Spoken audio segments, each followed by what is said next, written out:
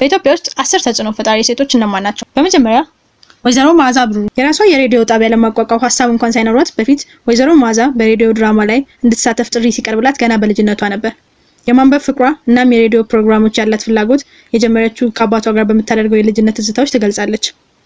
ምንጊዜም ሴቶች በማህበረሰቡ ከተጎዱበት ደረጃ ሰብረው ወጥተው እንዲሰሩ የምትመክረው ወይዘሮ መዓዛ ብሩ ከአዲስ አበባ ዩኒቨርሲቲ የመጀመሪያ ዲግሪዋን ይዛ እንደወጣች የስፖርት ጋዜጠኝነት ጨምሮ ከኢትዮጵያ ንግድ ባንክ የሚያሳትመውን መጽሔት ጸሐፊነት እስከ የውጭ ጉዳይ ሚኒስቴር የመረጃና ግንኙነት ኃላፊ ደረጃ ድረስ ሰርታለች።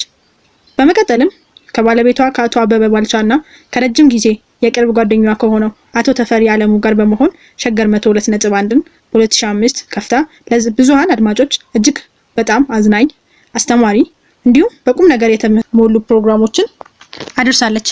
በተለያየም ደግሞ የጨዋታ እንግዳ እና ሸገር ካፌ የተባሉ ድንቅ የሬዲዮ ፕሮግራሞች ትልቅ አድናቆት አትርፋለች።